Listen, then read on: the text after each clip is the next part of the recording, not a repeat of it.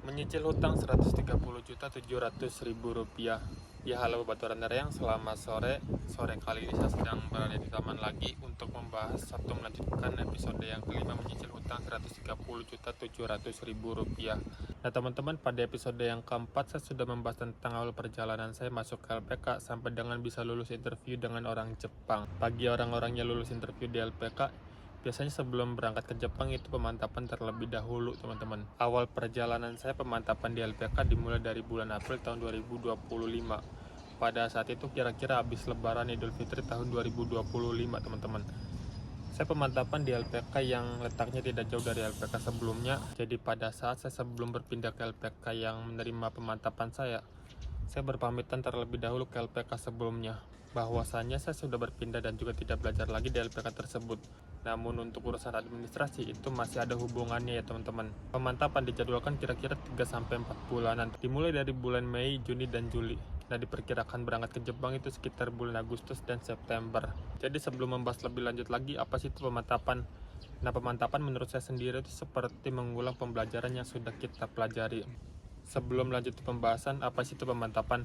Nah teman-teman, pemantapan yang saya ketahui itu tentang pengulangan pembelajaran, yang dimana kita seharusnya dimantapkan lagi dari segi bahasanya. Pada saat itu saya pemantapan bahasa Jepang dari bab 25 hingga bab 50 teman-teman. Di bab-bab tersebut kita mempelajari lagi tentang pola kalimat, pembelajaran kanji, percakapan, kosakata, dan juga lain-lainnya. Ada satu hal yang tidak diajarkan pada saat pembelajaran, yaitu tentang pekerjaan. Nah teman-teman, di sini pekerjaan saya itu tentang pembangunan, atau kalau bahasa gampangnya itu tentang perkuliahan ya teman-teman. Karena di sini kerjaan saya itu membangun bangunan. Di masa pemantapan tersebut kira-kira diisi 10 orang, yang dimana ada macam-macam bidang pekerjaan. Seperti pekerjaan saya itu bidang pekerjaan bangunan, lalu ada perpabrikan, pengelasan, dan juga lain-lainnya. Ya seperti itu teman-teman. Karena kita tidak diajarkan tentang pekerjaan kita di Jepang, jadi kita tidak benar-benar tahu apa yang kita akan lakukan nanti pada saat kita di Jepang.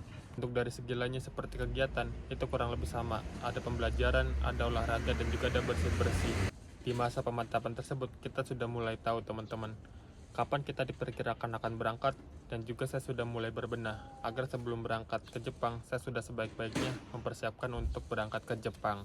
Dari situ saya mulai memperbaiki, mulai dari jarang main, belajar dengan baik, dan juga istirahat dengan baik. Nah, karena bukan dari bahasa saja yang dipersiapkan, tapi fisik juga dipersiapkan. Gimana caranya kita bisa berangkat ke Jepang dalam keadaan sehat?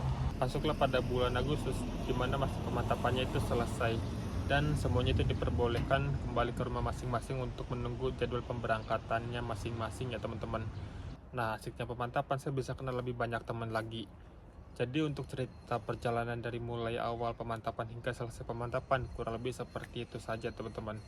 Kalau ada yang mau dipertanyakan tentang pemantapan atau yang lainnya, boleh komentar di bawah. Buat teman-teman yang sudah nonton video ini hingga selesai, saya ucapkan terima kasih banyak. Seperti biasa, jangan lupa di subscribe, di like, di komen, dan juga dibagikan. Untuk waktu pembayaran hutangnya saya akan lanjutkan di waktu yang lain. Oke, sampai jumpa di video selanjutnya.